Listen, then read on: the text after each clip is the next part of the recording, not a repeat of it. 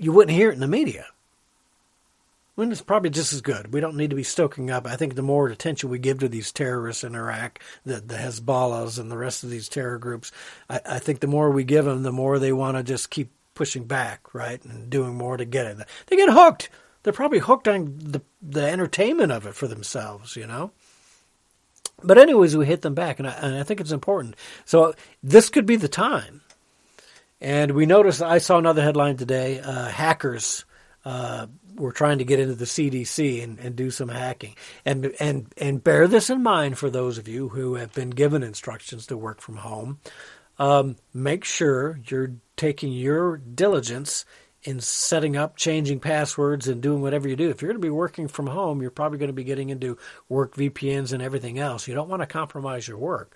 Make sure that you are indeed doing what needs to be done to make sure that you're not compromising your computer. You know, working at home can be a tough thing. So make sure you're working on it. Okay, so let's move on to the debate. And I tried watching the whole thing. I couldn't. I literally could not watch the last probably 20 minutes. I had to turn it off. Watching these two dolts, and I'm going to call on that because Joe was losing it. Bernie's losing it. They were mixing up coronavirus and H1N1, swine flu, and Ebola. I mean, these guys were so out of touch. I don't care. I would love to see Trump debate both of them at the same time. I really would. These two morons, and I know on Twitter now, if you use moron, that's a very quick way to be suspended for a week, right? That's how snowflakery Twitter has become. But these two guys are absolute. I don't believe they're very smart to begin with.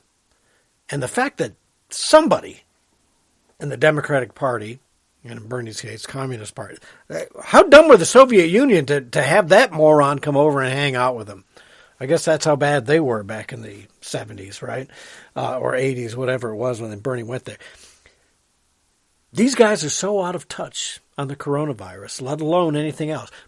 But on climate change, what is it about Democrats wanting to completely destroy the economy of the United States of America? I mean, they tried to do it under Barack Obama, and they almost succeeded.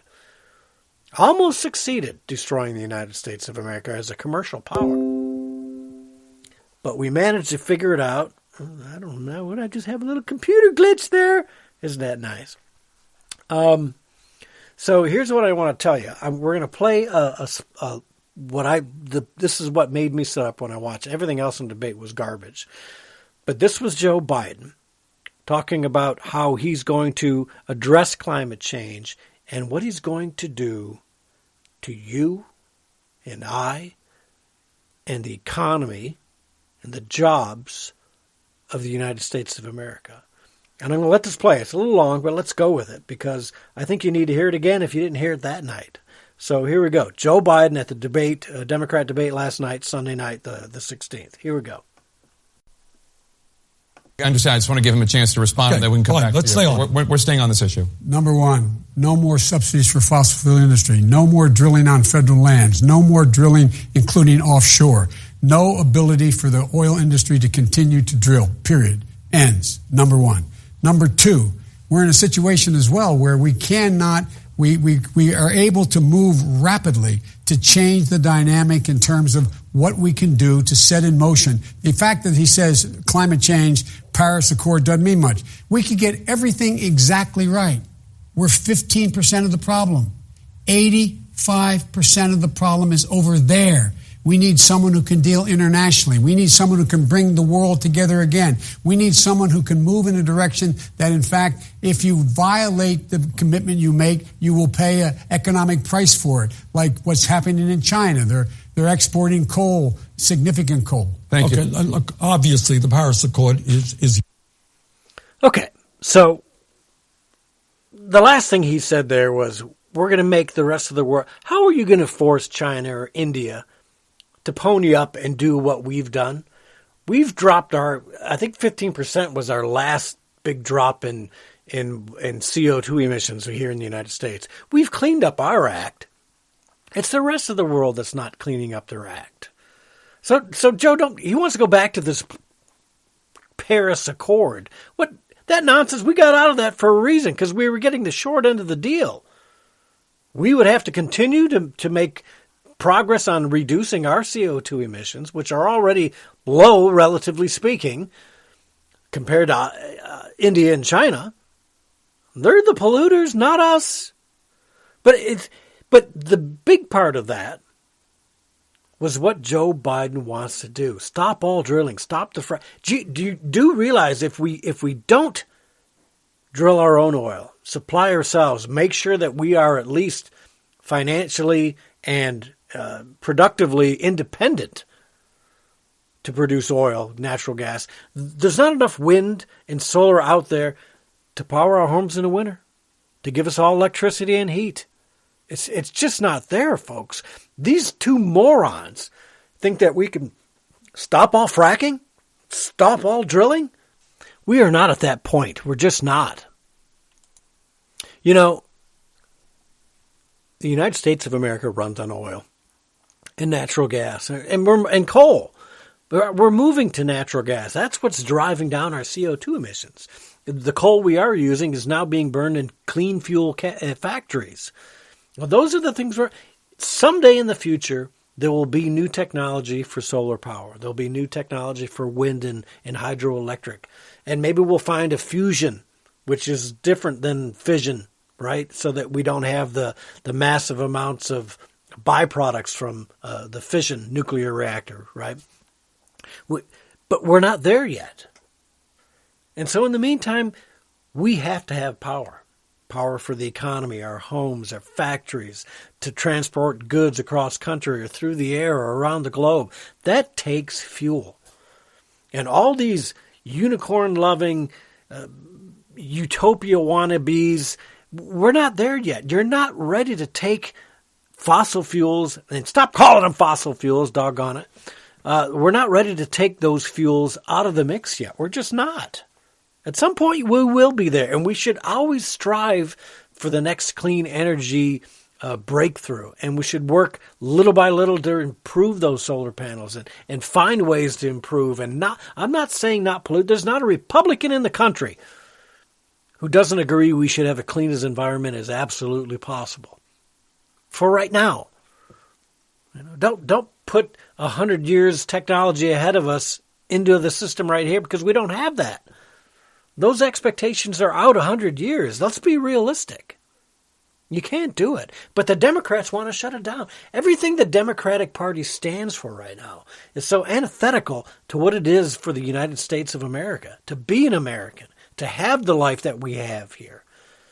Democrats want open borders. They're still pushing for open borders. They fought until a week ago to keep Trump from being able to put travel restrictions in place. What does that tell you, people?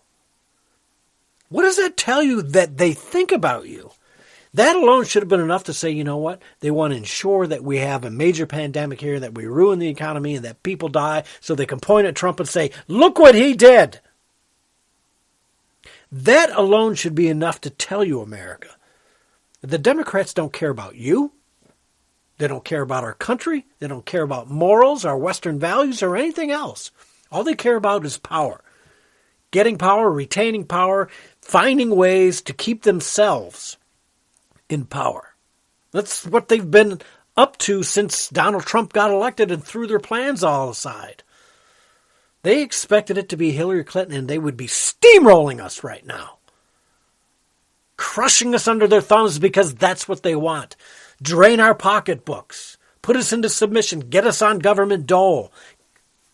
Hold us hostage with medical care. Health insurance, they'll call it, but it's medical care, and they'll hold it over your head. That's what they're doing in Britain right now. You know, an article a few weeks ago. They were denying some people in Britain health care because they'd made some politically incorrect statements in social media. Really? I'm not standing up for violent people or Nazis or anybody else, but if somebody says something, you're going to withhold their health care? That's a problem. That's a huge problem. You know, one of the other things they hit was Second Amendment. Joe went full on anti-Second Amendment at last night's debate. He wants to take, you know, we saw last week when he yelled at that construction worker down at one of the plants, union guy. Told him he was full of shit. I can say it because I'm not on FCC airways, so I can say shit all I want. I'm saying it. But Joe said it. Joe Biden, nice president. Boy, you think Donald Trump's tough on being non-politically correct? What about old foul potty-mouthed Joe? This guy bungles everything. He can't have a decent debate about anything. I was really surprised he didn't go off on Bernie last night. I mean, he showed some of his senile traits at the debate last night. Him and Bernie both, for that matter. How often did they confuse Ebola and H1N1? But I'm surprised he hasn't, and you're going to see it. I think that hopefully Bernie hangs in there for a few more debates because I don't want Bernie to get out. I think the longer these two go at it, the more the American people will actually see. Now, I think I saw they said the results online. The people saw it was about 10 million views, 10 million viewers. Now think about that. 10 million viewers for the Democrat debate, down to 2 now. Tulsi Gabbard's still in the running, but she'll never be on the debate stage. They're not going to let her. She's not far enough left for them. But 10 million out of 330 million, so we're less than a 2-3%? 3%? Am I doing my math right? Probably not, but I'm thinking. Probably less than that. No, 3%, I'm guessing. But it should tell you what's going on. It should easily tell you what's going on. People aren't interested in them.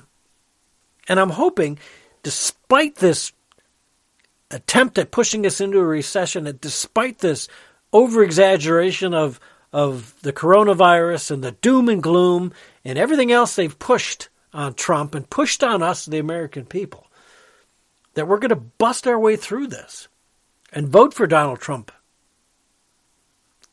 in November. And we've got to do more than that.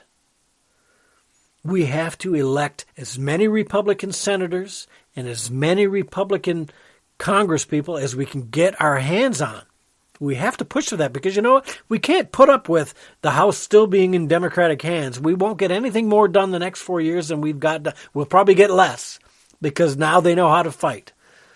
Anytime they get in trouble, they're going to bring in another pandemic and have the media blow it all up.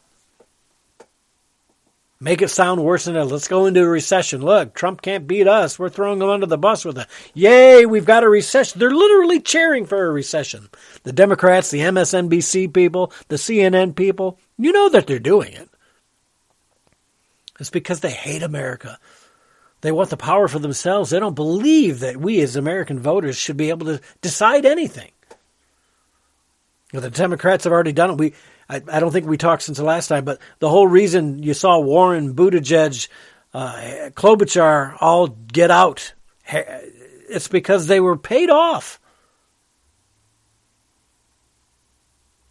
They wanted Joe to get every advantage he possibly could, and now he is. He's got the advantage. He's up on Bernie. Let's be honest, just because Bernie's a flat-out admitted socialist communist, and then he's just not likable. And Joe Biden used to be able to call himself likable, but you look at him now, he's not so likable. I don't find him likable. Old foot-and-mouth Joe used to be, that's what I used to call him back in the old Barack Obama when he was VP in the days.